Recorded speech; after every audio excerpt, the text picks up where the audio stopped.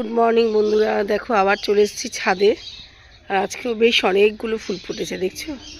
এটা একটা লাল জবা, এটা একটা আসমনি জবা, আর এই যে গোলাপি জবা, অনেকগুলো নয়নতারা ফুটেছে।